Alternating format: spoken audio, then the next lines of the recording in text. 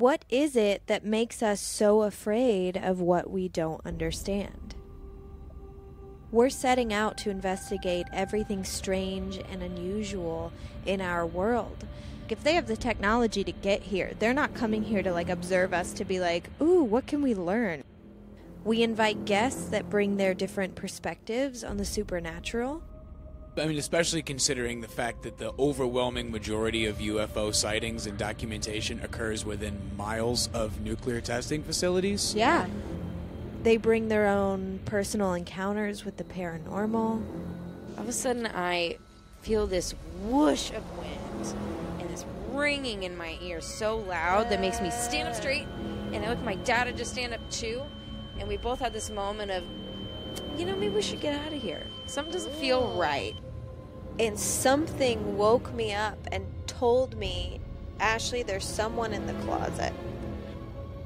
A few months into living at the new house, I was woken up to the lamps being on and the snow globe music box going off. Hello. And most of all, we just have a ton of fun.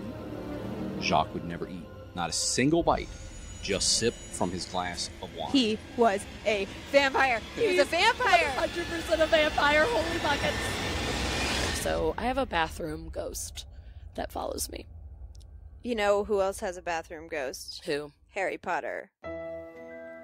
My name is Ashley, and this is my co-host Lauren. Hello, weirdos. And you are listening to Keep It Weird.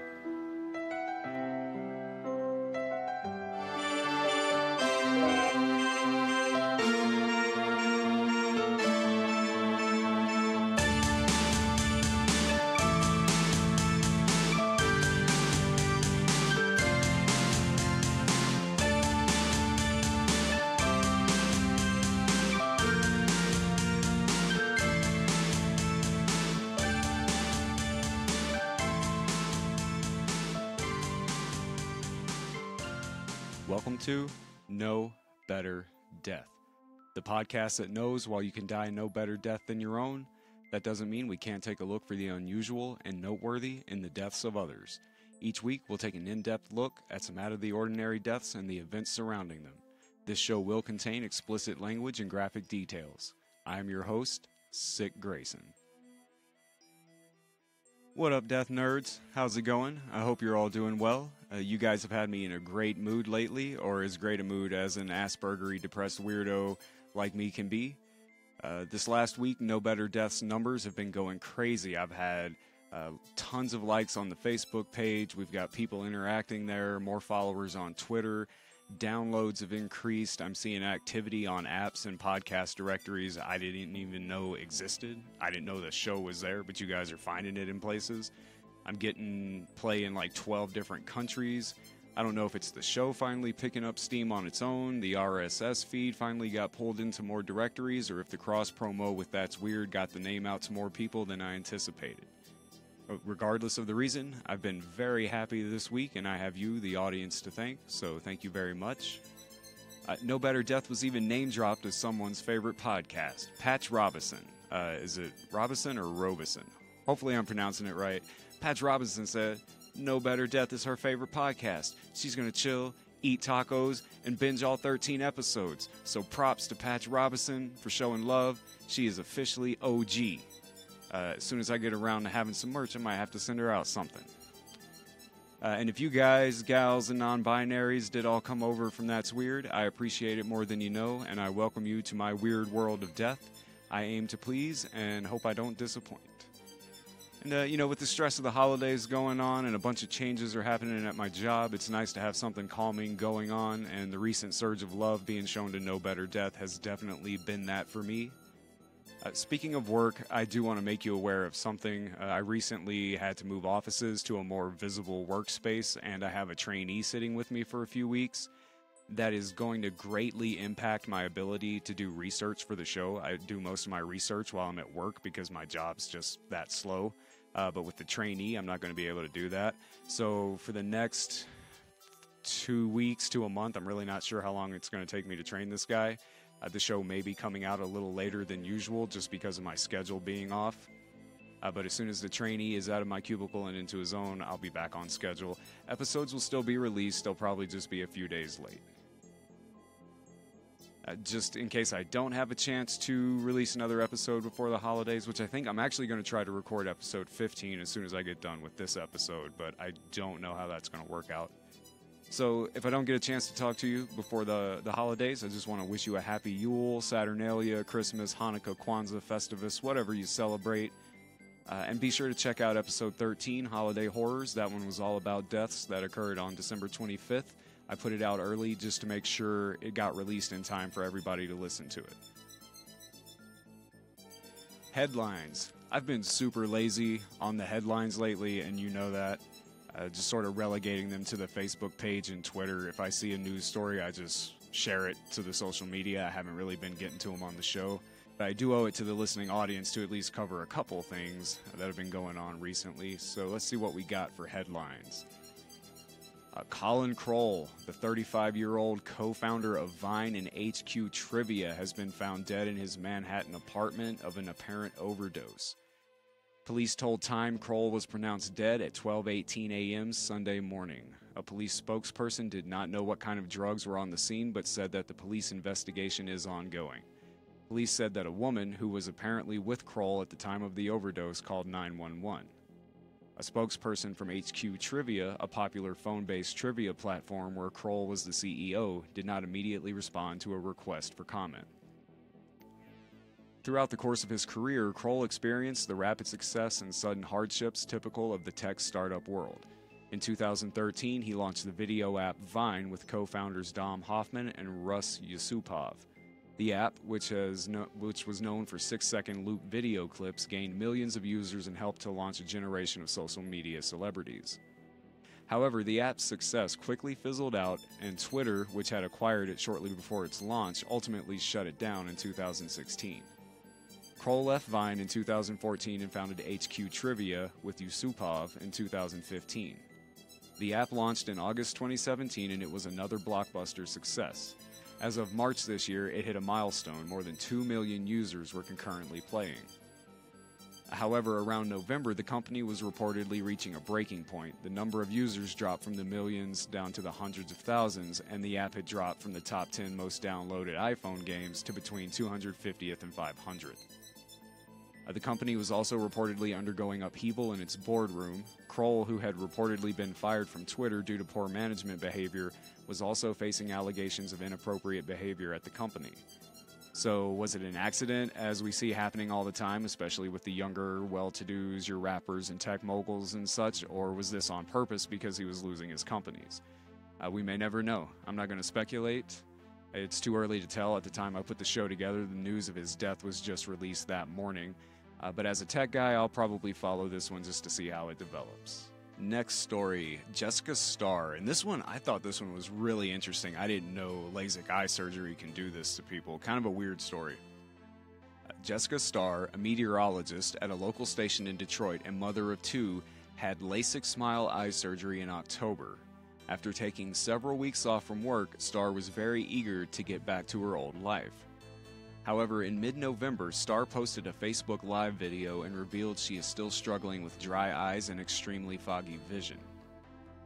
I have a tad side of dry eyes, so I have to use a lot of drops. When the drops are in, I can see clear, but then they fade pretty quickly. A day after that post, Starr tweeted out what would become her last interaction with the public. Yesterday was a struggle for me. I really wanted to come back, but I need more time to recover. Please keep me in your thoughts during this challenging time, she wrote. On Wednesday, Starr hanged herself, according to officials at the Oakland County Medical Examiner's Office. The next morning, Fox 2 Detroit morning anchor Amy Andrews reported on her colleague's devastating suicide. Our hearts are broken, she tweeted. Last night we were informed our Jessica Starr took her life. Her Fox 2 family is in deep shock and cannot believe such a wonderful, bright, and intelligent woman is gone. Keep her family in your prayers in the coming days as we all deal with our grief. Starr is the 11th person to commit suicide after expressing complaints about LASIK eye surgery. That's the part here. It's not this. I mean, it is your normal suicide, but the reason this lady killed herself is kind of. I didn't know this was a thing. Paul Fitzgerald, 54, killed himself in October due to the intense pain caused by a badly performed laser eye surgery he had 20 years prior.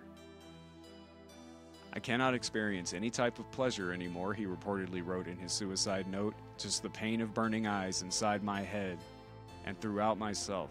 Since 1996, pain, pain, and more pain. Please forgive me for not being strong enough to cope. Max Cronin, who had 2 surgeries, started having severe pain that he described as needles sticking into his eyes continuously. Boston-based Dr. Pedram Hamra told the outlet a rare complication called corneal neuralgia is often misdiagnosed because it looks the same as dry eye.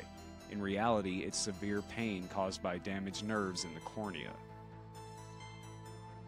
I mean, I have to wear glasses sometimes because I have a weak ocular nerve in one of my eyes and I get headaches if I read or look at screens too long, so I don't think LASIK would help me. But I've heard it's worked wonders for a lot of other people. I've never heard of this happening. I worked with a lady who got LASIK earlier this year, and she complained that she wanted to tear her eyes out like they were dry and fuzzy and sore, but after a couple of weeks, she was fine.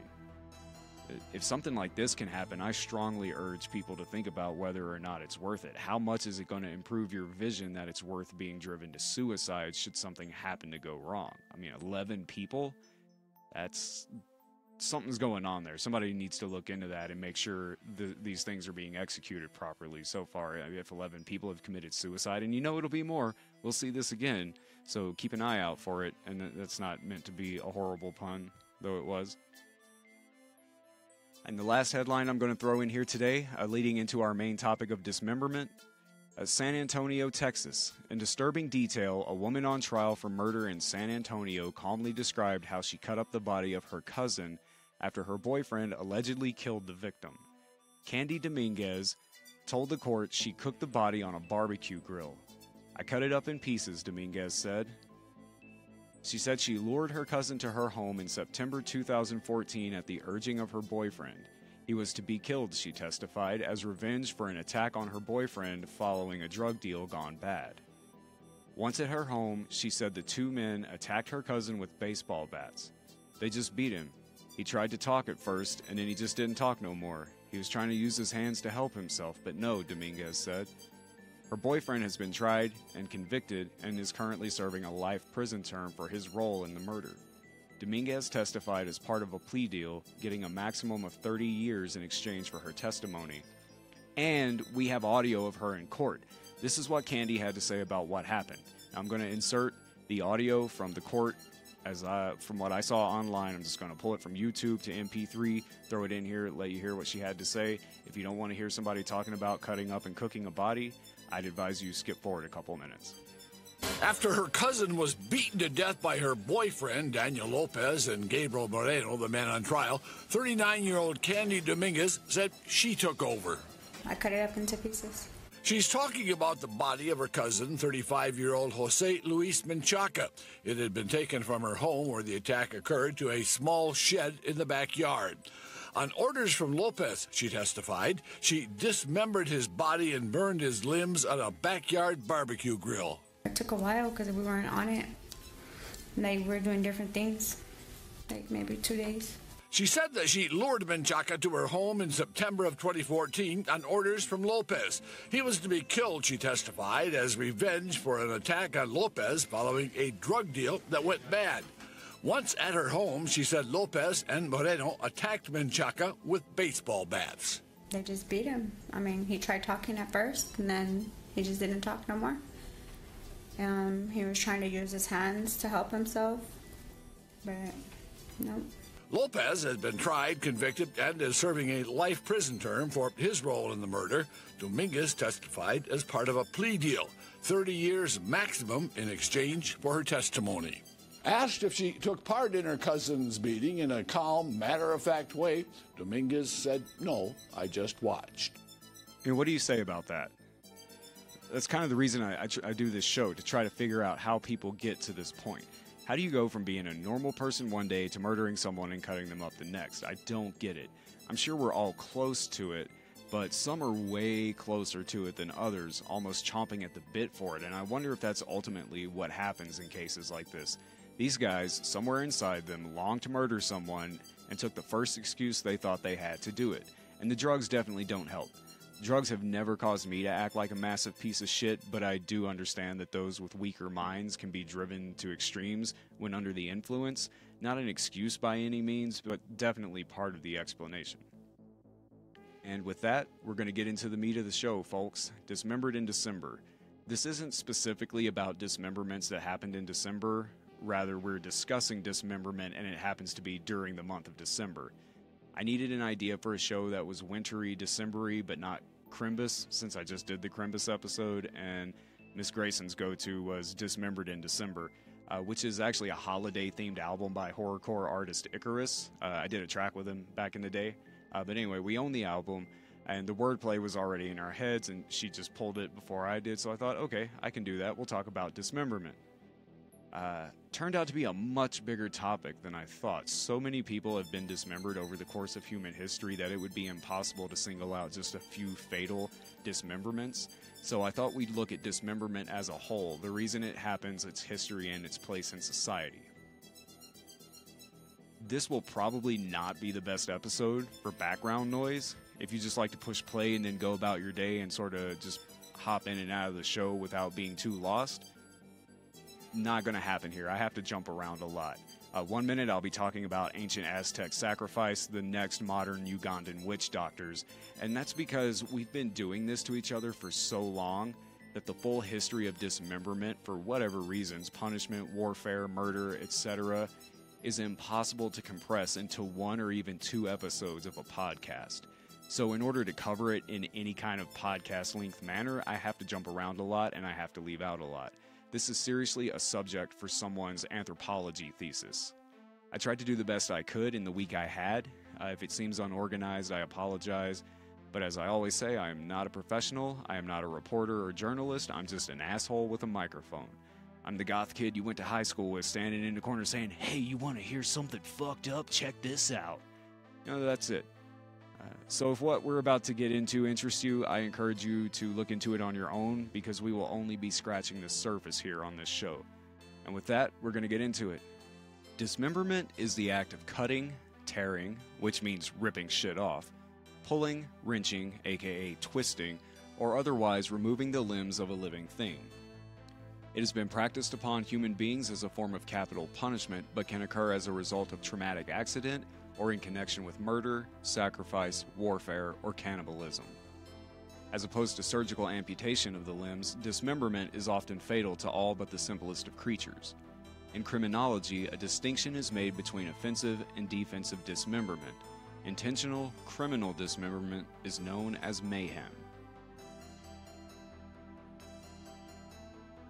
Beyond its physical implications, dismemberment also entails significant social, symbolic, and intellectual dimensions, as has been shown, for instance, in Jean-Pierre Vernant's analysis of primordial sacrifice performed by Prometheus, according to Hesiod's Theogony. Vernant argued that the division of a victim's body, division meaning dismemberment, establishes the difference between gods who are immortal and have no need of food and humans who receive portions of bloody meat wrapped in an ox's stomach and whose lives are thus characterized by hunger, death, and bodily decay. And if you don't know what any of that means, go read Theogony. It's a long-form poem about the family of Greek gods, and you can also read Prometheus Bound, which is the story of Prometheus, written for the ancient Dionysian festival. I've read them before, they're good reads. Prometheus is the one who gives humans the gifts of fire and blind faith, for which Zeus punishes him. And overall, his story is pretty much that of Jesus in a lot of ways, except for the fact it was written hundreds of years before the New Testament would even begin to be written and assembled.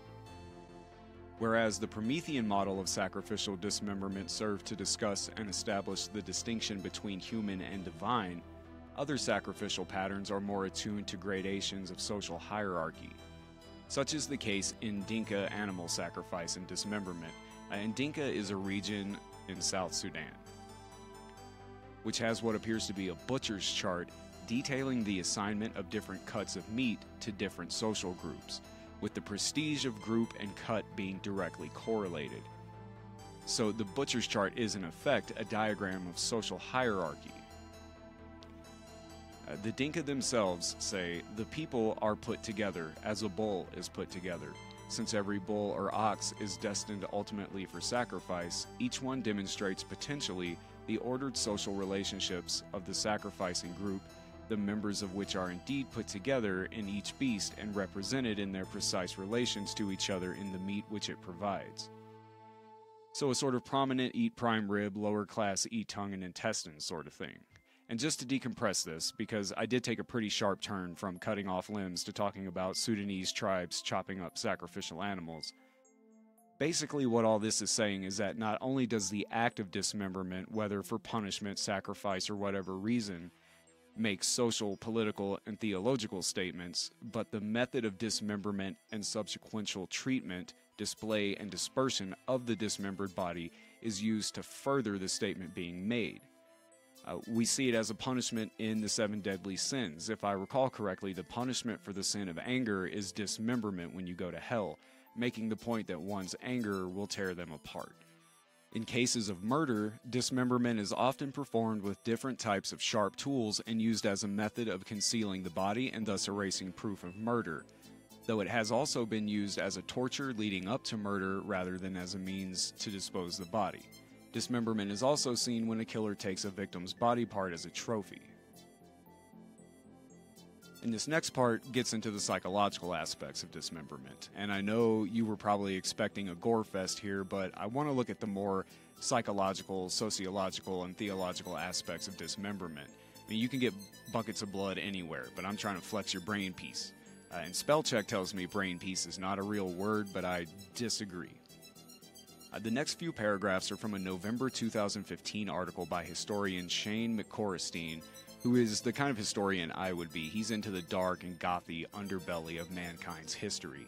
I'd say anything by him is worth a read. I actually had to contact him on Twitter to ask for a link to his second article on dismemberment, and he was super helpful in getting me there, so shout out to Shane McCorristine. The first article focuses mostly on dismemberment of the head, which is of course decapitation. But the overall theme of dismemberment in general, and why it was used in prehistoric and less recent historic times, still has some relevancy there. For as long as humans have been around, we have cut up, hacked, butchered, and mutilated corpses. Today, the practice is mostly associated with serial killers and abnormal personalities. So what is it about dismemberment that some people find so shocking and horrifying? This might be a silly question to ask, but it is one which gets to the heart of universal ideas about embodiment and what it means to be a person with agency. On one hand, a person is capable of action through their body and its senses. However, that body is fragile and infinitely detachable. You might remove an eye, 2 fingers, 3 toes, and an ear, and even in this fragmented state, I would still be me.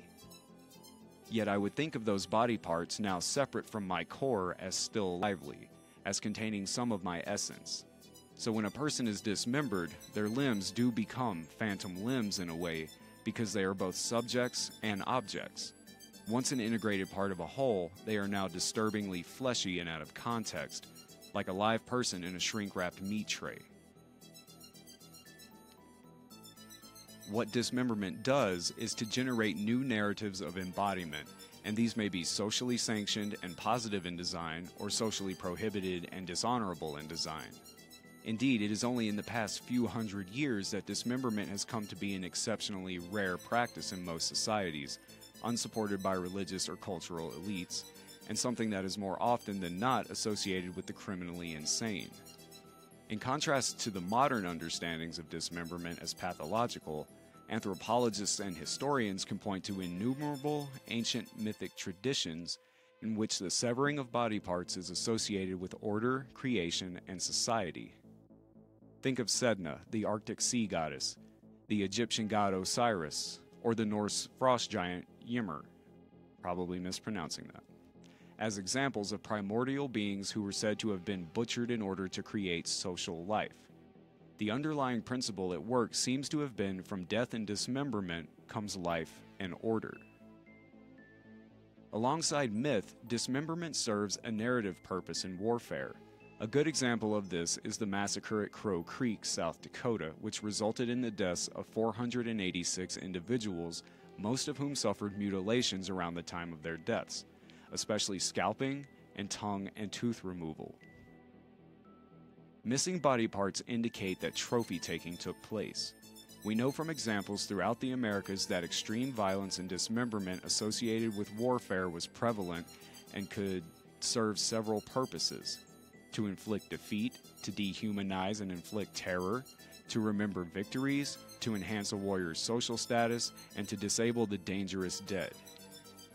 Where we are now disgusted to hear of such practices taking place during modern wars, bioarchaeological and ethnohistorical studies indicate that trophy taking following dismemberment was a socially sanctioned practice associated with warfare in the pre-Columbian American Southwest.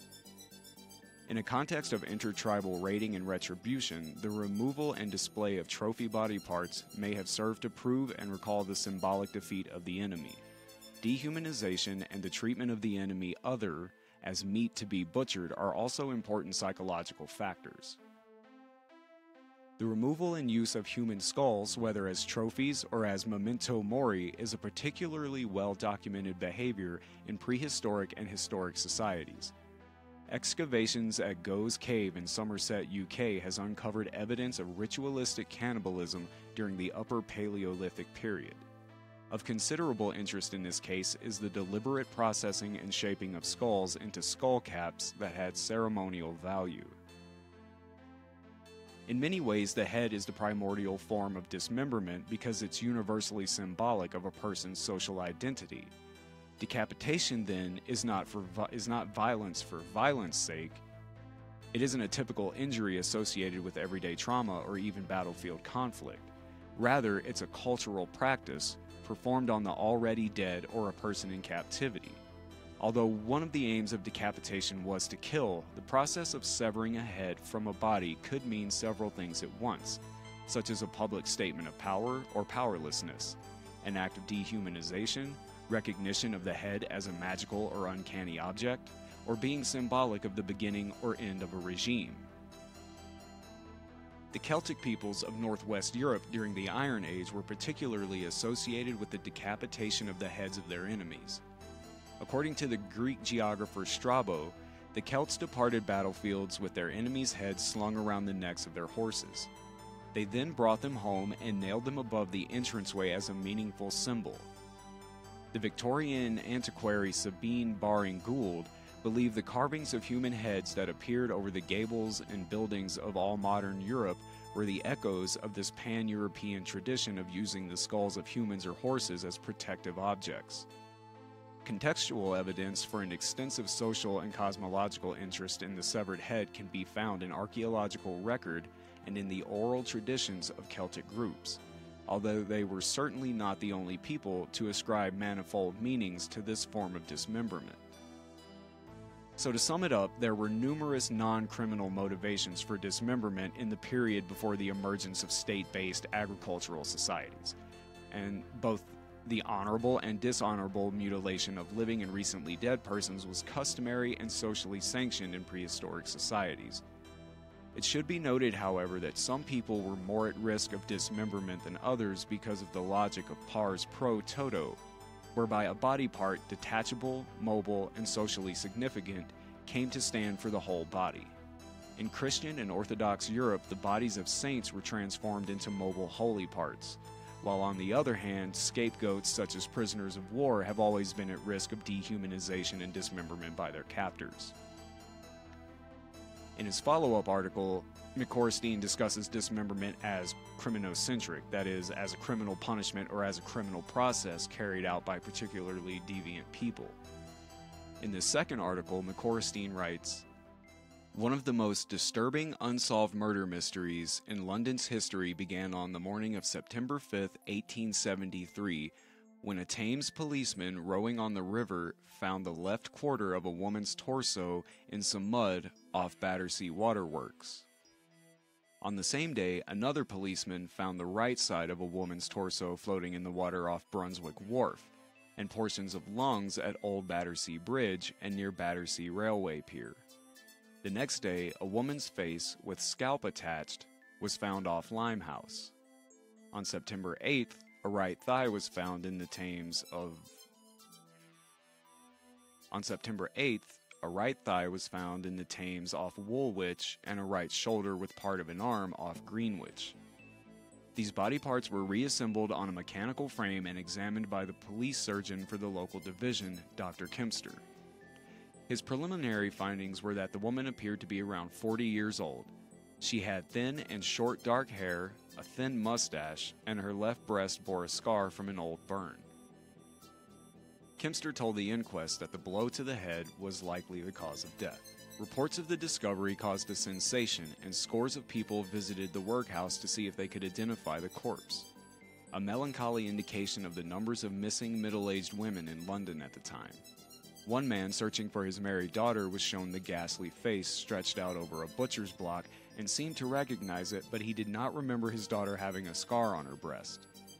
Rumors quickly circulated that this was a joke by some medical students gone wrong, as the body was not hacked but was dexterously cut up. Other theories at the time were that the woman was a victim of the bargemen on the Thames, or that she had been murdered by some criminal lunatics who had escaped from Broadmoor, although reports of the dismemberment indicated that some skill was required. The left half of the pelvis had been divided by cutting through the spinal column through the right side near the lower ribs, and attached was a portion of the bladder.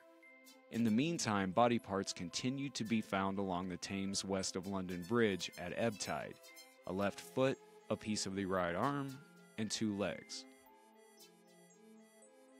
Photographs of the body were taken, leads were chased up, and a reward of £200 was offered for information, but there was no breakthrough or criminal profile in the case.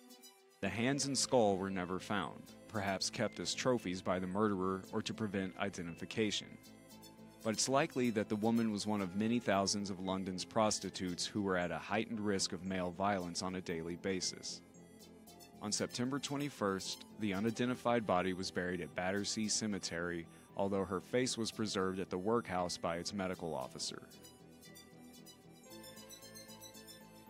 This case is a good example of a modern type of homicide carried out in a metropolitan center in which victim and perpetrator could have lived disconnected lives within the same social space. For the perpetrator, dismemberment served to disguise the identity of the victim and limit the availability of clues. But it was also a spectacular presentation in a culture increasingly enthralled by spectacle and sensation. In contrast with other cases of dismemberment homicide in Victorian London, i.e. James Greenacre's murder of Hannah Brown in 1837, or Kate Webster's murder of Julia Martha Thomas in 1879, the torso murderer was an organized offender who treated the body parts of the victim not as a problem, but as objects in a game with the authorities. The victim was deconstructed and denied burial, but the perpetrator exhibited a strong desire for attention in spreading fragments along different parts of the river, presenting the police with pieces of a puzzle. Indeed, it is probable that the same killer struck again in June 1874 when the decomposed remains of a woman lacking a head, arms, and feet was found floating on the Thames near Putney.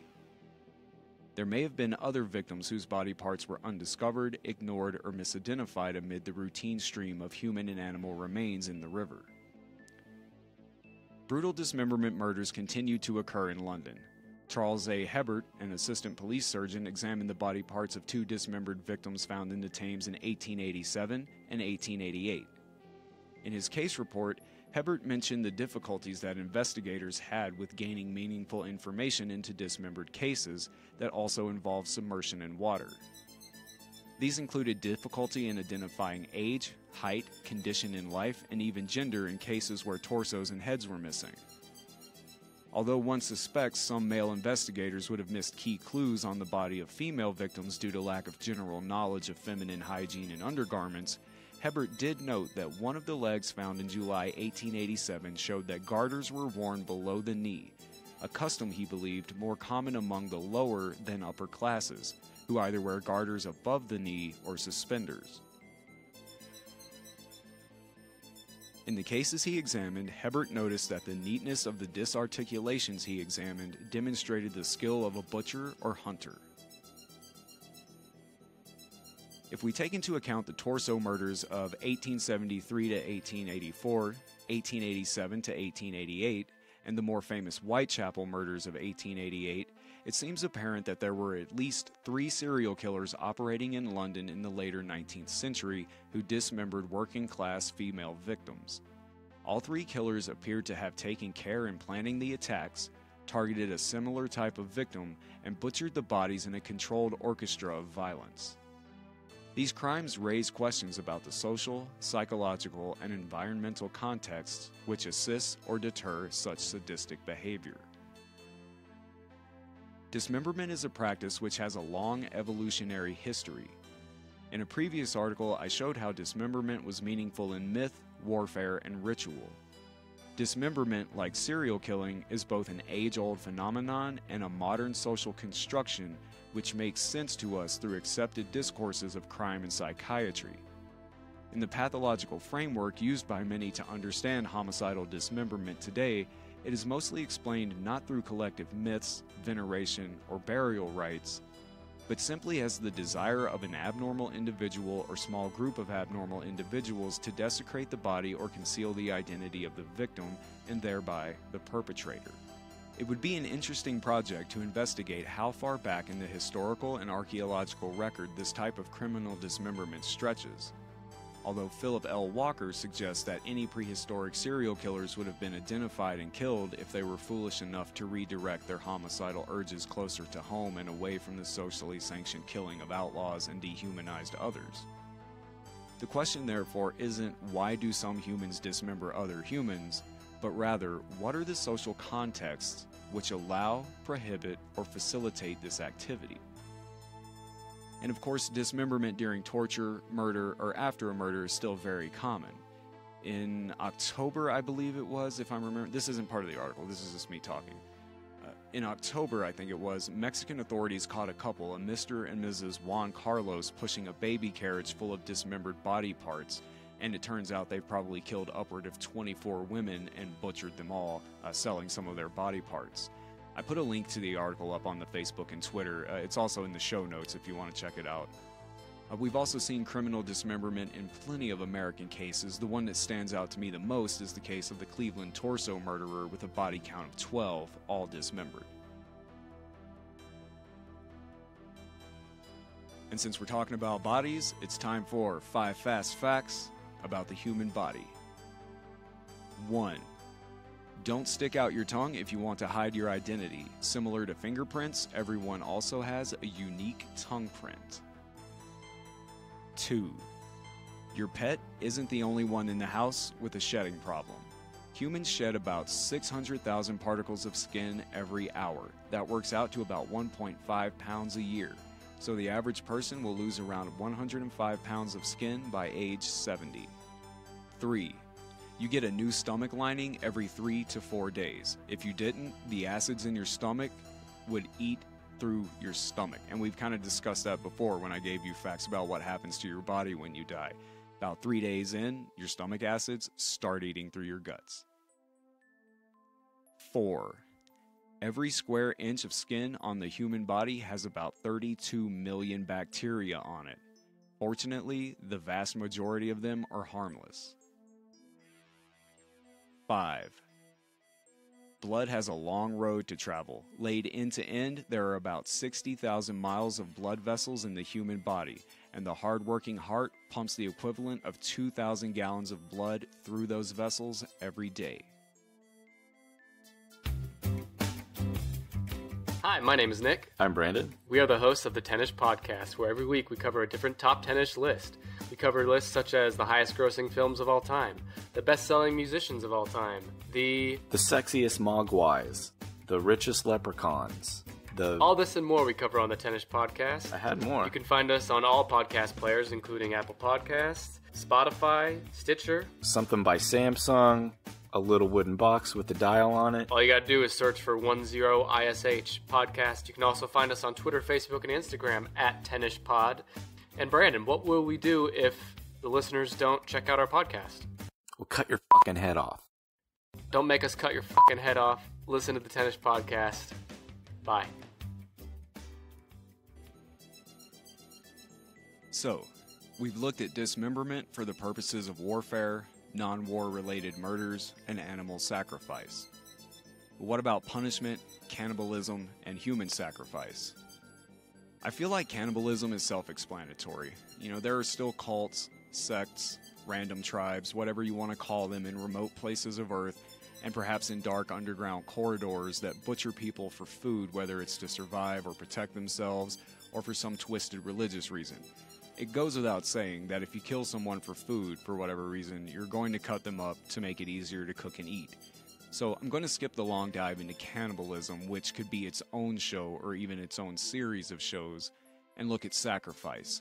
Then we'll get into what you're all waiting for, the crime and punishment. And in this next section, there's a lot of Aztec words that I will not be able to pronounce. So just a heads up, I'm going to stumble through a lot of these bigger words. You know how I am with pronunciation of foreign words. I trip all over my tongue, but I'm going to do the best I can. Human sacrifice was common to many parts of Mesoamerica. Thus, the rite was nothing new to the Aztecs when they arrived to the Valley of Mexico. Nor was it something unique to pre-Columbian Mexico. Other Mesoamerican cultures, such as the Purapechas and the Toltecs, performed sacrifices as well, and from archaeological evidence, it probably existed since the time of the Olmecs. The Olmecs are the people who occupied Mexico before anybody else. They were like OG Mexicans. That was about 1200 to 400 BC. And perhaps even throughout the early farming cultures of the region. Although the extent of human sacrifice is unknown among several Mesoamerican civilizations, such as the Teotihuacan, what distinguished Maya and Aztec human sacrifice was the importance with which it was embedded in everyday life. In 1521, Spanish explorers such as Hernán Cortés conquered the Aztec capital of Tenochtitlan and made observations of and wrote reports about the practice of human sacrifice. Bernal Diaz del Castillo, who participated in the Cortés expedition, made frequent mention of human sacrifice in his memoir, True History of the Conquest of New Spain. There are a number of second-hand accounts of human sacrifices written by Spanish friars, which relate to the testimonies of native eyewitnesses. The literary accounts have been supported by archaeological research. In the late 1970s, excavations of the offerings in the Great Pyramid of Tenochtitlan and other archaeological sites have provided physical evidence of human sacrifice among the Mesoamerican peoples. A wide variety of interpretations of the Aztec practice of human sacrifice have been proposed by modern scholars. Many scholars now believe that Aztec human sacrifice was performed in honor of the gods. Most scholars of pre-Columbian civilization see human sacrifice among the Aztecs as part of the long cultural tradition of human sacrifice in Mesoamerica. Sacrifice was a common theme in the Aztec culture. In the Aztec legend of the five sons, all the gods sacrificed themselves so that mankind could live. Some years after the Spanish conquest of Mexico, a body of Franciscans confronted the remaining Aztec priesthood and demanded, under threat of death, that they desist from this traditional practice. The Aztec priests defended themselves by saying, "Life is because of the gods. With their sacrifice, they gave us life. They produce our sustenance, which nourishes life." What the Aztec priests were referring to was a central Mesoamerican belief that a great continuing sacrifice of the gods sustains the universe. A strong sense of indebtedness was connected with this worldview. Indeed, debt payment was a commonly used metaphor for human sacrifice, and as Bernardo de Seguin reported, it was said that the victim was someone who was giving his service. Human sacrifice was in this sense the highest level of an entire panoply of offerings through which the Aztecs sought to repay their debt to the gods. Sahaguin observed that the Aztecs gladly parted with everything, even the stage for human sacrifice. The massive temple pyramids was an offering mound crammed with the land's finest art, treasure, and victims, then buried underneath for the deities. Additionally, the sacrifice of animals was a common practice, for which the Aztecs bred dogs, eagles, jaguars, and deer. The cult of Quetzalcoatl required the sacrifice of butterflies and hummingbirds. Self-sacrifice was also quite common. people would offer thorns tainted with their own blood and would offer blood from their tongues, earlobes, or genitals. Blood held a central place in Mesoamerican cultures. The 16th century Florentine Codex by Franciscan friar Bernardino de Seguin, again, we saw that name earlier, he was like their main record keeper, reports that in one of the creation myths, Quetzalcoatl offered blood extracted from a wound in his own genitals to give life to humanity. There are several other myths in which the gods offer their blood to help humanity. And the only reason I know how to pronounce Quetzalcoatl and none of these other words is because my son's a dinophile and he taught me about the Quetzalcoatlus, which was the largest flying lizard named after the god and was the size of a bus. He was not technically considered a dinosaur, he was a flying lizard. Anyway, that's how I know how to pronounce that word. It is debated whether these rites functioned as a type of atonement for Aztec believers. Some scholars argue that the role of sacrifice was to assist the gods in maintaining the cosmos, and not as an act of propitiation. Aztec society viewed even the slightest sin or insult as an extremely malevolent supernatural force. To avoid such calamities befalling their community, those who had erred had to be punished, often using extreme measures such as slitting their tongues for vices of speech or their ears for vices of listening. Other methods of atoning wrongdoings included hanging themselves or throwing themselves down precipices. What has been gleaned from all of this is that the sacrificial role entailed a great deal of social expectation and a certain degree of acquiescence. Human sacrifice rituals were performed during the appropriate times each month, with the appropriate number of living bodies and other goods to properly appease and honor the gods. These individuals were previously chosen to be sacrificed, as was the case for people embodying the gods themselves, or were members of an enemy party which had been captured and prepared to be sacrificed. Even enemies of the Aztecs understood their roles as sacrifices to the gods, since many also practiced the same type of religion. For many rites, the victim had such a quantity of prescribed duties that it's difficult to imagine how the accompanying festival would have progressed without some degree of compliance on the part of the victim. Basically, the person being sacrificed had so many responsibilities in these ceremonies that had they not gone along with it, they wouldn't have been able to continue. It would have been a giant clusterfuck in the festival for whatever god was being honored. So if you were the one to be sacrificed, whether you volunteered from your own village or you were an enemy prisoner, even prisoners were like, yeah, okay, I know, I get it, because they did the same type of shit back wherever they were from. For instance, victims were expected to bless children, greet and cheer passers-by, hear people's petitions to the gods, visit people in their homes, give discourses, and lead sacred songs, processions, and dances. Imagine! I mean, it's such a bizarre thought to us, right? To not only you're going to be sacrificed, but you're the ringleader of the sacrifice. You're shaking hands and kissing babies and visiting old ladies who can't come out and see you before you're about to get chopped up and thrown down the side of a pyramid. It's bonkers.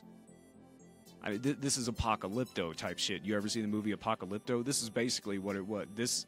Everything that went on in Apocalypto was supposedly how this area of the world was going until the Spanish showed up, and that's what happened at the end, right? Spoiler alert, if you didn't see a movie from like 10 or 15 years ago, I don't remember how long ago it was that it came out, the Spanish show up, and then they imply at the end there that, wow, guy who was about to be sacrificed and spazzed out and ran, you think you're fucked? No, now you're about to really be fucked. But yeah, what this whole article is describing reminds me of Apocalypto.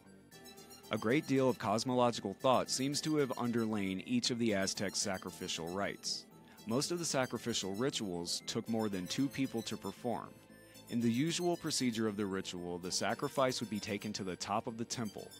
The sacrifice would then be laid down on a stone slab by 4 priests, and his or her abdomen would be sliced open by a 5th priest with a ceremonial knife made of flint. The most common form of human sacrifice was heart extraction. The Aztec believed that the heart was both the seat of the individual and a fragment of the sun's heat. The slab was also a very important religious tool used during sacrifices. The cut was made in the abdomen and went through the diaphragm. The priest would grab the heart, which would be placed in a bowl held by a statue of the honored god, and the body would then be thrown down the temple's stairs. Before and during the killing, priests and audience gathered in the plaza below to stab, pierce, and bleed themselves as auto-sacrifice while singing hymns, whistling, and dancing. The body parts would then be disposed of, the viscera fed to the animals in the zoo, and the bleeding head was placed on display on the skull rack. When consumption of individuals was involved, the warrior who captured the enemy was given the meaty limbs, while the most important flesh, the stomach and chest, were offerings to the gods. Other types of human sacrifice, which paid tribute to various deities, killed the victims differently. The victim could be shot with arrows, die in fighting, be sacrificed as a result of a ball game, or could be burned and flayed after being sacrificed or drowned. Those individuals who were unable to complete their ritual duties were disposed of in a much less honorary manner. This insult atoned, therefore the sacrifice was slain while being chastised instead of revered. The conquistadors Cortez and Alvarado found that some of the sacrificial victims they freed indignantly rejected the offer of release and demanded to be sacrificed. Again, so crazy to us, right? Throwing a fit because someone saved your life when you were about to be sacrificed. You were about to be chopped up, thrown down a mountain, and everybody eating your body parts. These dudes come in here and like, you're free! And you can't say no, right? Because you look like a little bitch to the rest of your people if you say no. Unfortunately, their people wouldn't really be around that much longer once Cortez showed up. So, again, way bigger clusterfuck coming down the road for these guys. The way sacrifices were carried out depended on the god being honored. Each one liked his or her sacrifices served up a certain way. So who are the gods that demanded dismemberment? And let me see if I can get this right. I spelled it out phonetically. Huitzilopochtli was the tribal deity of the Mexica, and as such he represented the character of the Mexican people and was often identified with the sun at the zenith and with warfare, who burned down towns and carried a fire-breathing serpent. He was considered the primary god of the south and a manifestation of the sun and a counterpart of the dark god of the north. Huitzilopochtli, hope I'm saying that right, was worshipped at the Templo Mayor, which was the primary religious structure of the Aztec capital of Tenochtitlan. The Templo Mayor consisted of twin pyramids, one for Huitzilopochtli and one for the rain god Tlaloc. Tlaloc? T-L-A-L-O-C. When the Aztecs sacrificed people to Huitzilopochtli, the victim would be placed on a sacrificial stone. The priest would then cut through the abdomen with an obsidian or flint blade. The heart would be torn out, still beating, and held toward the sky in honor to the sun god. The body would then be pushed down the pyramid and either be cremated or given to the warrior responsible for the capture of the victim. He would either cut the body in pieces and send them to important people as an offering, or use the pieces for ritual cannibalism. The warrior would thus ascend one step in the hierarchy of the Aztec social classes, a system that rewarded successful warriors. During the festival for which the god was the patron, sacrificial victims were adorned in the manner of Huitzilopochtli's costume and blue body paint, before their hearts would be sacrificially removed. Representations of Huitzilopochtli were also worshipped, the most significant being the one at the Templo Mayor, which was made of dough mixed with sacrificial blood. Another god, Zipe Toltec, known as Our Lord the Flayed One, god of rebirth, agriculture, the seasons, and craftsmen, was worshipped extensively during the festival in which captured warriors and slaves were sacrificed in the ceremonial center of the city of Tenochtitlan. For 40 days prior to their sacrifice, one victim would be chosen from each ward of the city to act as sacrifice, dress and live up as the god, and the victims were then taken to the god's temple, where their hearts would be removed, their bodies dismembered, and their body parts divided up to later be eaten. Prior to death and dismemberment, the victim's skin would be removed and worn by individuals who traveled throughout the city fighting battles and collecting gifts from the citizens. Sounds so twacky. However, the month also determined the method of sacrifice, and while I couldn't find a specific month of their calendar that called for limb dismemberment, I found two that did call for head dismemberment. The month that fell during the time frame of what we consider June 22nd to July 11th called for sacrifice of a decapitated woman and extraction of her heart. The month that falls on what we call August 21st through September 9th called for sacrifice of a decapitated young woman who would be skinned so a young man could wear the skin. And not a lot of details, but I'd really like to know what the hell was up with that one. Also during this month, captives could be hurled from a deadly height and have their heart removed. Now, did they remove the heart before they tossed them off a mountain? I mean, it's going to pop when it hits the ground, right? You probably should take the heart out before you toss them off a mountain.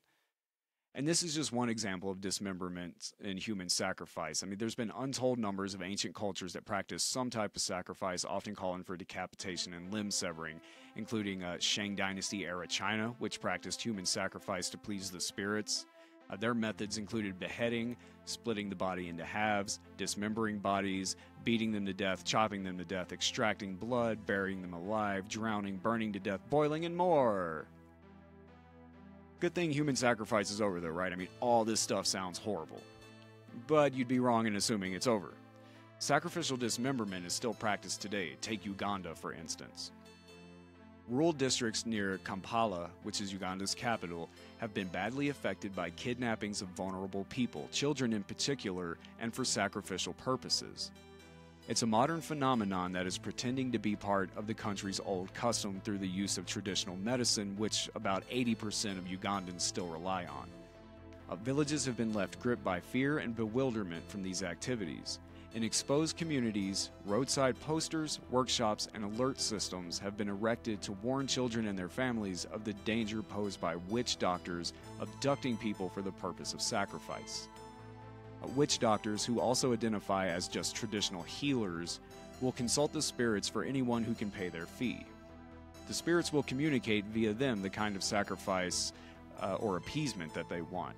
Often these sacrifices are chickens or goats, but when such sacrifices fail to make the client prosper instantly, the spirits will then demand a human sacrifice.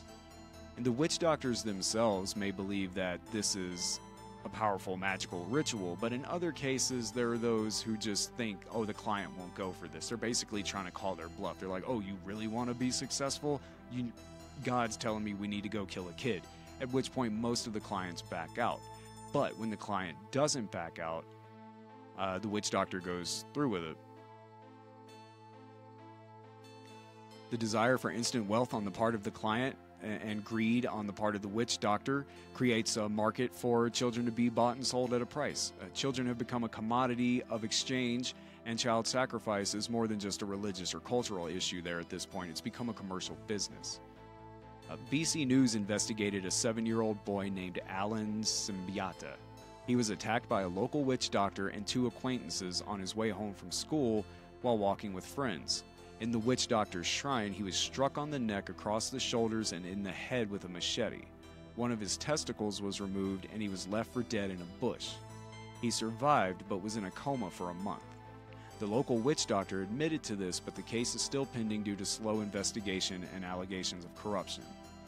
Alan's family had to move homes and change jobs just to get through the ordeal, and there are still adverse effects going on in their family today. Another kid, Stephen Kironde, was killed at the age of 6 in 2009. He was in the care of his grandmother, who left the house for a minute to run an errand, and apparently someone was watching the house waiting to take this kid. Grandma gets up, goes to do something really quick. Somebody runs in, snatches him. His body was found the next morning decapitated behind the house. The witch doctor was arrested. 3 weeks later, the police offered a payout to the grandmother to drop the case, which she declined, and it's still ongoing. Like, this kid, his murderer still hasn't actually been brought to justice as far as I can tell. It sounds like the cops are just trying to pay her to shut up and make it go away so they don't actually have to pursue the case. And there's a ton of cases like this in Uganda's court system. Paulino Angelina gave up this work in 1990, so this is a former witch doctor. He quit, and he has since dedicated his time to converting 2,400 other witch doctors. He admitted to killing up to 70 children, including his own 10-year-old son in his past. This guy should be in prison, right? As soon as you go to the government, you're like, hey, I was doing this thing and I killed a whole bunch of people, but now I want to tell other people to not do what I was doing. You still need to go to jail. I don't see how this dude's just out traveling, converting other witch doctors. I mean, he's doing the good work now, but he still needs to pay for what he did. And the Minister of Ethics and Integrity in Uganda agreed with this dude's approach, stating persuading change is better than retrospective punishment, which would cause a problem for justice. So I guess maybe they're figuring it's the lesser of two evils at this point. Let this guy go out and convert, and that's kind of his punishment. But still, a body count of 70? Dude's a serial killer. You're not a witch doctor at that point. You're a fucking mass murderer. But Uganda, that's just one place, right? I mean, just don't go to Uganda and it's fine. No. Certain people in rural India still believe human, usually child, dismemberment and murder can improve luck, like this incident from 2006. A painted image of the Hindu goddess Kali is propped up against a stone in the dirt, her long red tongue goading terrified worshippers into submission. From one of her 8 flailing arms, a severed head dangles. Her neck is adorned by a necklace of bleached human skulls. There are bloodstains on the cracked wall behind the terrible postcard-sized image, and around the dark room, splattered gore on the heavy wooden furniture. These dark marks bear witness to a child sacrificed in the name of the abominable goddess. Through the doorway in the distance, colorfully dressed women are bent double, toiling in the fields, their faces worn and wrinkled from the sun, their hands cracked from digging at the dry earth from dawn until dusk. It's an intolerable life in the remote village of Bara, a squalid collection of mud-bricked farmers' dwellings in the heart of the impoverished province of Kurhura. This corner of rural India is a lawless place of superstitions and deep prejudice. The region, known for its sugarcane, is a torturous 8-hour drive from Delhi and a lifetime away from the 21st century. And in the nearest town of any description, locals whispered darkly of happenings in Bara. Their advice was unanimous: don't go, it's an evil place. The people there are cursed. Sumitra Bhushan, 43, who lived in Bara for most of her life, certainly thought she was cursed. Her husband had long abandoned her, leaving her with debts and a life of servitude in the sugarcane fields. Her sons were regarded as layabouts. Life was bad, but then the nightmares and terrifying visions of Kali allegedly began, not just for Sumitra, but for her entire family. She consulted a tantric, a traveling holy man who came to the village occasionally, dispensing advice and putrid medicines from the rusty amulets around his neck. His guidance to Sumitra was to slaughter a chicken at the entrance of her home and offer the blood and remains to the goddess. She did so, but the nightmares continued and she began waking up screaming in the heat of the night and returned to the priest. For the sake of your family, he told her, you must sacrifice another, a boy from your village. 10 days ago, and I'm not sure what date the article was written, so however long ago this happened, Sumitra and her 2 sons crept into their neighbor's home and abducted 3-year-old Akash Singh as he slept. They dragged him into their home, and the eldest son performed a puja ceremony, reciting a mantra and waving incense. Sumitra smeared sandalwood paste and globules of ghee over the terrified child's body. The 2 men then used a knife to slice off the child's nose, ears, and hands before laying him bleeding in front of Kali's image. In the morning, Sumitra told villagers she had found Akash's body outside of her house, but they attacked and beat her sons, who allegedly confessed. I killed the boy so my mother could be safe, one of them screamed. All 3 are now in prison, having escaped lynch mob justice, just barely. The tantric has yet to be found. So this guy just goes town to town like, hey, you should kill a kid if you want to be happy, and then he bounces out and nobody even knows who he is. Fucking crazy, man. Police say dozens of sacrifices have been made over the past 6 months. Just a month before this article was written, in a village near Bara, a woman hacked her neighbor's 3-year-old to death after a tantric promised unlimited riches. What do you want to bet it's the same guy? In another case, a couple desperate for a son had a 6-year-old kidnapped and then, as the tantric chanted mantras, mutilated the child. The woman completed the ritual by washing in the child's blood. It's because of blind superstitions and rampant illiteracy that this woman sacrificed this boy, said the police. It's happened before and will happen again, but there is little we can do to stop it. In most situations, it's an open and shut case. It isn't difficult to elicit confessions. Normally, the villagers or the families of the victims do that for us. This has been going on for centuries. These people are living in the Dark Ages. According to an unofficial tally by the local newspaper, there have been 28 human sacrifices in that area in 4 months. 4 tantric priests have been jailed and scores of others forced to flee. The killings have focused attention on Tantrism, an amalgam of mystical practices that grew out of Hinduism. Tantrism has also adherents among Buddhists and Muslims, and increasingly in the West, where it is associated with yoga or sexual techniques. It has millions of followers across India, where it originated between 5th and 9th centuries. Tantric priests are consulted on everything from marital to bowel problems. Many blame the turn to the occult on the increasing economic gap between rural and urban India, and particularly the spiraling debts of cotton and tobacco farmers, linked with high costs of hybrid seed and pesticides that has led to record numbers of farmers committing suicide. And taking the advice of these tantrics. Basically, they're like, I'm poor, life's never going to get any better, I'll try anything. And this guy comes into town and is like, hey, if you kill a kid, your crops will grow. And that's not how it works. This guy to me sounds like Mr. Needful from Rick and Morty, basically the devil from the Stephen King story Needful Things. This is how I'm picturing these tantrics. They're just a devil in a top hat and a cool chain popping up and telling you what you should do and then leaving before anyone has to deal with the repercussions. According to the president of the Indian Rationalist Association, human sacrifice affects most of northern India. Modern India is home to hundreds of millions who can't read or write, but who often seek refuge from life's realities through astrology or the magical arts of shamans. Unfortunately, these people focus their horrific attention on society's weaker members, mainly women and children who are easier to handle and kidnap. Tantrics caught up in the crackdown say their reputation is being destroyed by an insane minority. Human sacrifices have been made in this region since time immemorial, said one. People come to me with all sorts of ailments. I recommend simply pujas and very rarely animal sacrifices. In her squalid home, Ritu Singh, the mother of the boy sacrificed in the story that we told you, sits rocking back and forth, beating her chest in grief. She has been mourning since the day her son Akash's body was discovered in a sewer outside Sumitra Bhushan's home. Her husband, Rajbir, said, "We expect them to be jailed or fined, but they won't spend longer than a few years in prison for what they've done. They were my neighbors. They ate in our house. The tantric who made them do this has disappeared. They will never find him."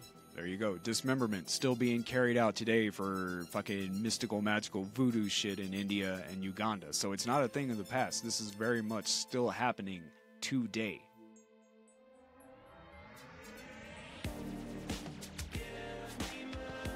Do you like true crime? Do you also like to laugh? What about desperate ruminations on mortality, existence, and whether there's any meaning in the world? If you like all those things, or hell, even just one, join myself, Alex Tapula, and my longtime friend Lena Berry, and listen to our podcast, Give Me Murder or Give Me Death. Cannibalism, necrophilia, serial killers, and above all, fun. If you've got a dark sense of humor, we won't disappoint you. But even if we do disappoint you, we're all gonna die someday. Oh, and I've got a killer German accent. Check out Give Me Murder or Give Me Death wherever you find your podcasts. And before we go any further, I just want to remind you that dismembering a body, even if you weren't involved in how the person became a body, is illegal in most, if not all, states in America. I know we live crazy and hectic lives these days. We move at the speed of information and quite often have more obligations than we have time, and in the hustle and bustle of everyday life, sometimes we get caught up in situations we don't really want to be in or didn't expect to be in. So what should you do if you find yourself being charged with dismembering a body? I'll tell you what you do. Tell you what I'm going to do if the situation arises. I'm calling Bruno Law Offices. That's right, Tom Bruno is an attorney for all seasons. Taken from tombruno.com, the website of Bruno Law Offices. I'll even give you the link to this one on the show. Tom Bruno, just spelled like it sounds, tombruno.com/articles/dismembering-a-human-body. According to Illinois law, dismembering a human body is a serious criminal offense. Regardless of how long the individual had been deceased or the relationship of the perpetrator to the individual, it is strictly forbidden to sever, separate, dissect, or mutilate any part of a deceased person's body. While exceptions do exist in particular circumstances, those who are found guilty of committing this criminal act face a felony X charge, one of the most serious criminal charges in Illinois law. If you or someone you know has been accused of dismembering a human body, it is important that you have a strong legal defense to ensure that your rights and interests are fully protected.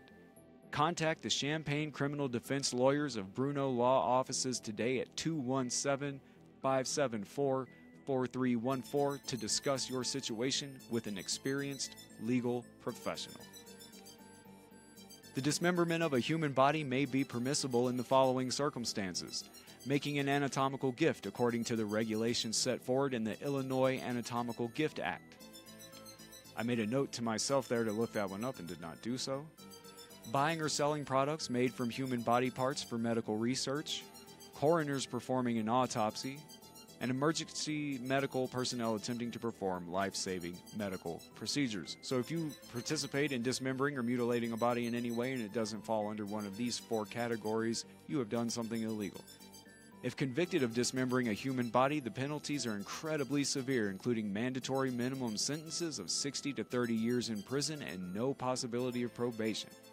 If you or someone you know has been accused of dismembering a human body, you are facing a life-changing consequence. Contact the Champaign Criminal Defense Attorneys of Bruno Law Offices today to learn more about what you can do to protect yourself against this damaging accusation. Guys, I think we just found the official lawyer of No Better Death. Can Tom Bruno keep me from getting sued by Peter Murphy and Gary Newman and whoever else's copyrights I violate on the show? I assume if he could get me out of a body dismemberment charge, he could help me out with that. Tom Bruno, if you're listening, I'm going to have my people contact your people. We'll work out a retainer fee, get you on the No Better Death payroll. Okay, and you've been waiting for it. The form of dismemberment we're all most familiar with, chomping at the bit to get to, dishing it out as punishment, and this shit gets brutal. Metalocalypse level metal shit. And what I have here is just a list of different methodologies that have stood out over time. Getting started with this first one: sliced to pieces by an elephant. Particularly in southeastern Asia, execution by trained elephants was a form of capital punishment practiced for several centuries. The techniques by which the convicted person was actually executed varied widely, but did on occasion include the elephant dismembering the victim by means of sharp blades attached to its feet. The Muslim traveler Ibn Battuta, visiting Delhi in the 1330s, left the following eyewitness account of this particular type of execution by elephants. Upon a certain day when I myself was present, some men were brought out who had been accused of having attempted the life of the vizier. They were ordered to be thrown to the elephants, which had been taught to cut their victims to pieces. Their hoofs were cased with sharp iron instruments, and the extremities of those were like knives. On such occasions, the elephant driver rode upon them, and when a man was thrown to them, they would wrap the trunk about him and toss him up, then take him with the teeth and throw him between the forefeet upon the breast, and do just as the driver should bid them, and according to the orders of the emperor. If the order was to cut him to pieces, the elephant would do so with his irons, and then throw the pieces among the assembled multitude. But if the order was to leave him, he would be left lying before the emperor until the skin should be taken off and stuffed with hay and the flesh given to the dogs. So they basically put elephants in ice skates and let them cut people up. Okay, next on the list, quartering procedure in the Holy Roman Empire. In the Holy Roman Empire, Emperor Charles V's 1532 Constitutio Criminalis Carolina specifies how every dismemberment should ideally occur. Concerning quartering, to cut and hack apart his entire body into 4 pieces and thus be punished unto death, and such 4 parts are to be hanged on stakes publicly on 4 common thoroughfares. Thus, the imperially approved way to dismember the convict within the Holy Roman Empire was by means of cutting rather than dismemberment through ripping the individual apart. In paragraph 124 of the same code, beheading prior to quartering is mentioned as allowable when extenuating circumstances are present, whereas aggravating circumstances may allow pinching or ripping the criminal apart with glowing pincers prior to quartering. The fate of Wilhelm von Grumbach in 1567, a maverick knight in the Holy Roman Empire who was fond of making his own private wars and was thus condemned for treason, is also worthy of note. Gout-ridden, he was carried to the execution site in a chair and bound fast to a table. The executioner then ripped his heart out and stuck it on von Grumbach's face with the words, "Von Grumbach, behold your false heart." Afterwards, the executioner quartered von Grumbach's body. His principal associate was given the same treatment, and an eyewitness confirms that after his heart had been ripped out, Chancellor Bruck screamed horribly for quite some time. One example of a highly aggravated execution is illustrated by the fate of Bastian Karnhars on July 16, 1600. Karnhars was found guilty of 52 separate acts of murder, including the rape and murder of 8 women and the murder of a child whose heart he had allegedly eaten for rituals of black magic. To begin, Karnhars had 3 strips of flesh torn from his back before being pinched 18 times with glowing pincers. And these have to be hot pincers, right? Like, why else would they be glowing? Just big iron pincers glowing red hot to cut someone up with or seriously burn them. And that has to suck. Karnhars has 3 strips of flesh torn from his back before being pinched 18 times with glowing pincers and having his fingers clipped off one by one, then his arms and legs broken on a wheel, and finally, while still alive, quartered. They fucked this dude up. This was like Saw on steroids. In 17th century Turkey, a number of travel reports speak of an exotic Turkish execution method where first, the waist of a man is constricted by ropes and cords, and then a swift bisection of the trunk was performed. They wrapped rope around this dude and then pull on it hard enough to split him in half, basically. Scottish author William Lithgow presented a comparatively prosaic description of the method. If a Turk should happen to kill another Turk, he is brought forth to the marketplace, and a block being brought hither of 4 foot high, the malefactor is stripped naked and then laid thereupon with his belly downward. They draw in his middle together so small with running cords that they strike his body a 2 with one blow, or hinder parts they cast to be eaten by hungry dogs kept for the same purpose, and the 4 quarters and head they throw into a grievous fire, made there for the same end, and this is the punishment for manslaughter. So lay you down, ropes around you so tight they split you in half, throw anything that falls off to the dogs, throw your head and shit in a fire. Kind of makes a bad batch of lethal injection medication sound not so bad, right? English poet George Sandys, during the same period, tells of a method as no longer in use in a rather more mythologized way. They twitch the offender about the waist with a towel, forcing him to draw up his breath by often pricking him in the body until they have drawn him within the compass of a span. Then, tying it hard, they cut him off in the middle, and setting the body on a hot plate of copper which seared the veins, they so uppropping him during their cruel pleasure, who not only retained his sense, but the faculties of discourse, until he had to be taken down and departed in an instant. So he's saying they would cut these dudes in half, and they were still functioning enough to actually sit there and talk with you until they bled out.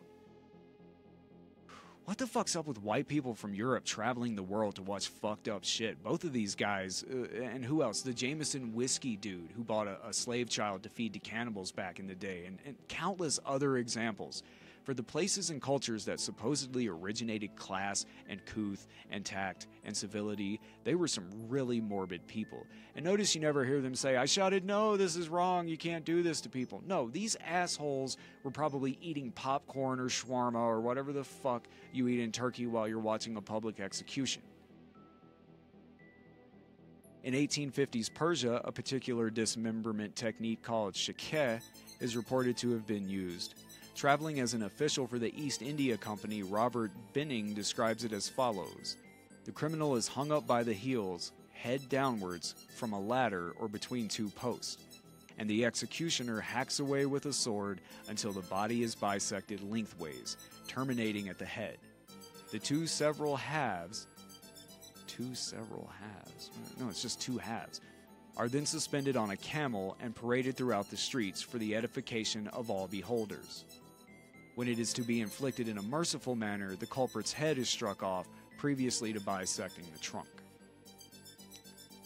The five pains is a Chinese variation invented during the Qin dynasty. During the Tang dynasty, truncation of the body at the waist by means of a fodder knife was a death penalty reserved for those who were seen to have done something particularly treacherous or repugnant. That practice of cutting in two didn't originate in the Tang dynasty, however, it had been around long before that. And I guess cutting in half is a type of dismemberment, but I don't know, man. I don't know if I would consider being cut in half a type of dismemberment. To me, you're specifically taking off head, arms, legs, genitals, maybe the tongue, and beyond that, you're just cutting somebody up. Currently, dismemberment is no longer used by most modern governments as a form of execution or torture, though amputation is still carried out in countries that practice Sharia law, and that is to say, Islamic law. What you hear about when someone gets their hands or feet cut off for certain crimes, that's Sharia law, derived from the Quran and Hadith, and is based on the concept of Hudud, which means borders, boundaries, limits. And the punishments are thought to be mandated by God, in addition to amputation, crucifixion, and stoning. And I'm going to leave that part at that. I don't know much about Islam, and I'm not going to try to speak as though I do. It would probably be far more insulting and inaccurate than it would be informative. And we are getting to being torn apart. Dismemberment was carried out in the medieval and early modern era and could be carried out by tying a person's limbs to chains or other restraints, then attaching the restraints to separate movable entities, i.e. vehicles, animals, or even trees, and moving them in opposite directions, such as being torn apart by 4 horses. Finally, I've been waiting for this shit. Horses will tear us apart. Horses will tear us apart again. Horses will tear us apart again. You can't be sued by Ian Curtis, he's dead.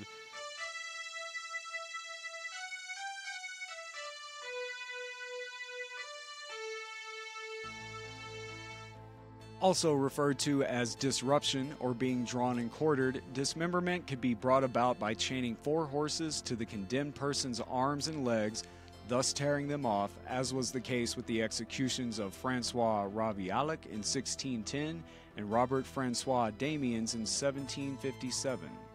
One's extended torture and execution has been described like this.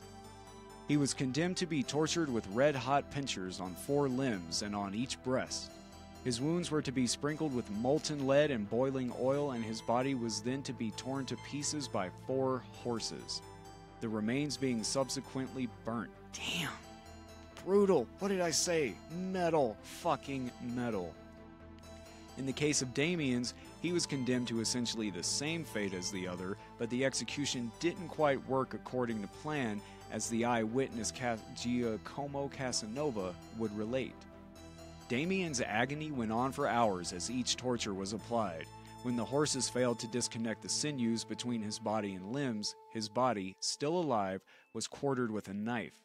His friend, the infamous Casanova, reports that he watched the dreadful sight for 4 hours.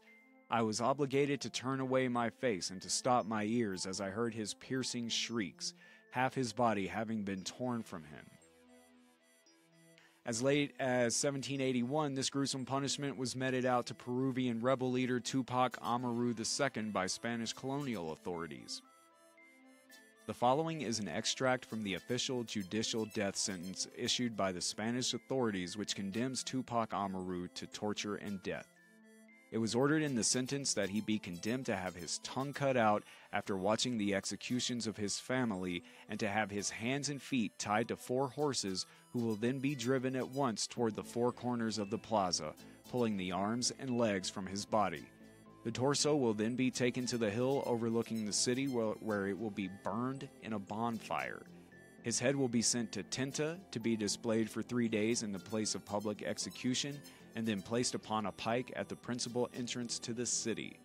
One of his arms will be sent to Tunguasca, and the other arm to the capital province of Carabaya, to be similarly displayed in those locations. His legs will be sent to Levitica and Santa Rosas in the provinces of some big word in Lampa. Queen Brunhilde of Austrasia, executed in 613, is generally regarded to have suffered the same death, though one account has it that she was tied to the tail of a single horse and thus suffered more of a dragging death. The Liber Historiae Francorum, an 8th century chronicle, describes her death by dismemberment as follows. The King Cholothar ordered that she be lifted onto a camel and led through the entire army. Then she was tied with feet to wild horses and torn apart limb from limb. Finally, she died. But it wasn't just all horses in the town square. Nope, they did this shit to you out at sea. According to Ulfert Dapper, a 17th century Dutchman who meticulously collected reports from faraway countries from seamen and other travelers, a fairly frequent maritime death penalty among the corsairs of the Barbary coast was to affix the hands and feet to chains on 4 different ships. When the ships then sailed off in different directions, the chains grew taut, and the man in between was torn apart after a while. Oh my god, that had to hurt so bad. You could also use trees. Roman military discipline could be extremely severe, and the Emperor Aurelian, I assume Aurelia, and I told you I don't know how to pronounce shit like this, who had a reputation for extreme strictness, instituted the rule that soldiers who seduced the wives of their hosts should have their legs fastened to 2 bent-down trees. This sounds like a Wile E. Coyote trap, which was then released, ripping the man in 2. In fact, the method of tying people to bent-down trees, which are then allowed to recoil, ripping the individual to pieces in the process, is mentioned by several travelers to 19th century Persia. The British diplomat James Justinian Morier traveled as a special envoy in 1808 and writes the following concerning the prevailing criminal justice. The king never pardons theft and orders a convicted thief to be executed instantly. The mode is as follows. 2 young trees are by main strength brought together at their summits, and there fastened with cords together. The culprit is then brought out, and his legs are tied with ropes, which are again carried up and fixed to the top of the trees. The cords that force the trees together are then cut. In the elasticity and power of this spring, the body of the thief is torn asunder and left thus to hang divided on each separate tree. The inflexibility of the king in this point has given to the roads a security which in former times was little known. So basically, tearing somebody apart with trees was a good way to cut down on crime and marauders. You know, you didn't have to worry about traveling through that country and somebody popping out and robbing you and killing you and shit, because most people didn't want to be torn apart by trees. The obscure Christian martyr Severanus was, about the year 300 AD, martyred in the following way, according to one tale. 1 stone was fastened to his head, another bound to his feet. His middle was then fastened by a rope to the top of a wall, and the stones released from the height. His body was ripped apart. Oh my god.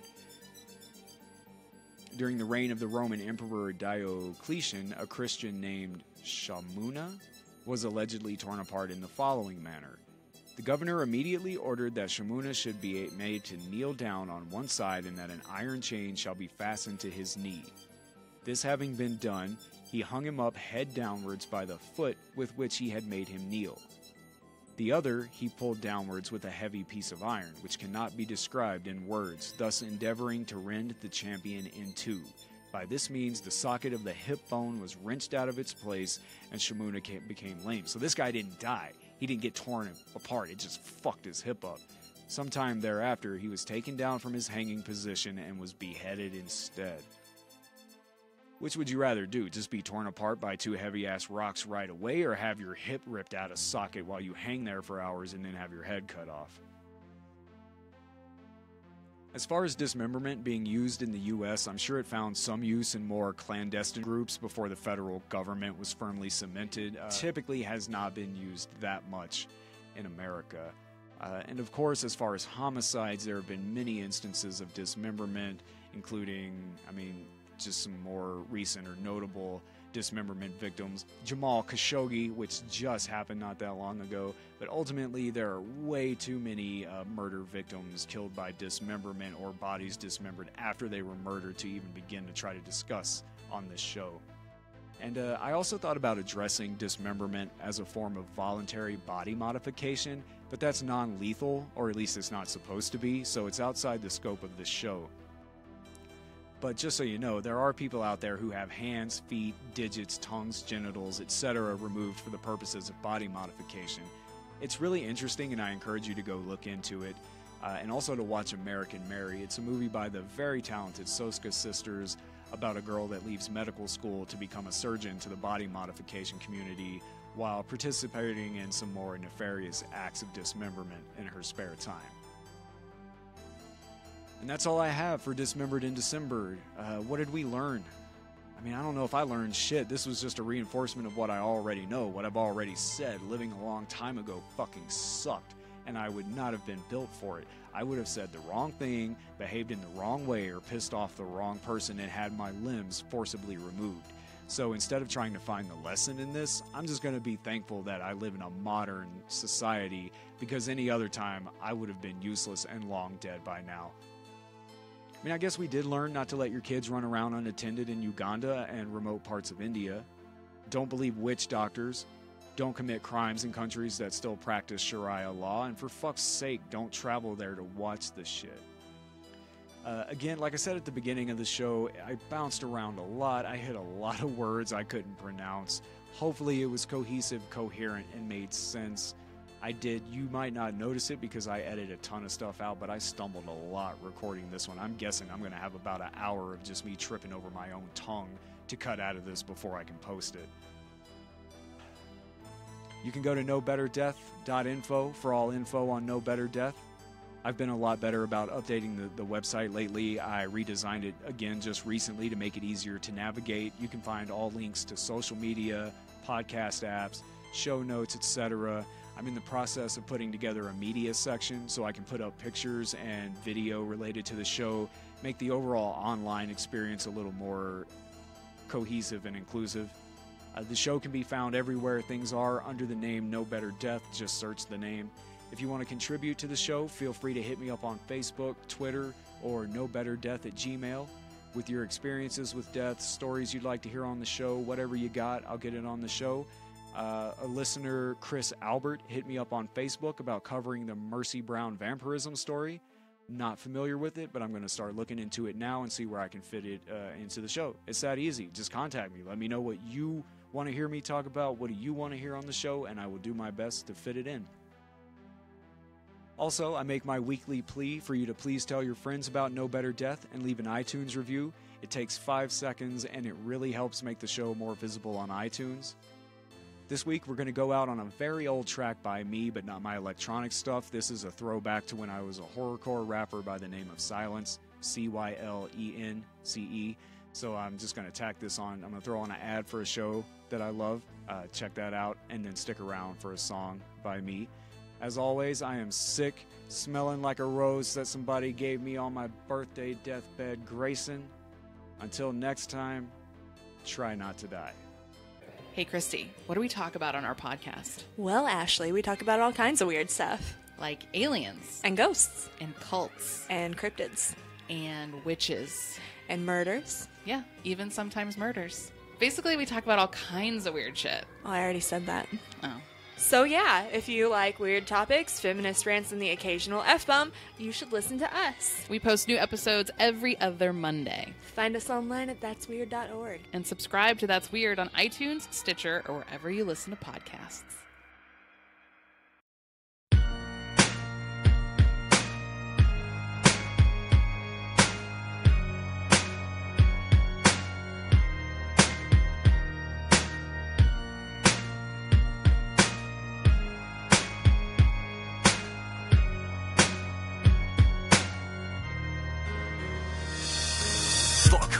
I wasn't who you wanted me to be. I am who I am, and you bitches ain't changing me. It seems so strange to me. You ride on my dick until you don't get what you want, and then how quick you switch. Just like a bitch, cause you just like the rest. But the shit's on now. I got something on my chest with a gauge to your dome. I'm about to leave you blessed. Only one goes home, and I ain't the one to test.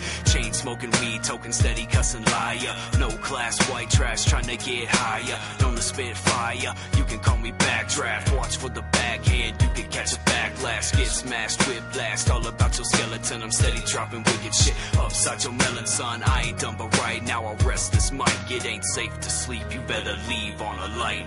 I was raised so wickedly, at times so sick, it's sickening. The path I walk is crippling, but I survive it all. I was taught so savagely, the past I have a tragedy. The things I do are part of me. Is something wrong? You don't wanna know about the blackness in my soul, or the ghosts that pound away at the walls of my skull. Everything blurs together, it gets hard to tell if I ever was alive or just trapped in hell. I might as well give in and let the demons reign. It ain't like I know anything besides the pain. I forget where I am and from where I came. I know I'm nothing in the world but a forgotten name. I ain't worried about fame, I need some comprehension. Someone to understand the shit that I can't mention. Someone to catch me when I start descending. No safety net below, so there's no pretending that I'll walk away unscathed by the crash. Freeze, flame, and replay the moment of impact. Ain't a doctor around that can fix the aftermath. Clean up on aisle 2, we're gonna have a bloodbath. I was raised so wickedly, at times so sick, it's sickening. The path I walk is crippling, but I survive it all. I was taught so savagely, the past I have a tragedy. The things I do are part of me. Is something wrong?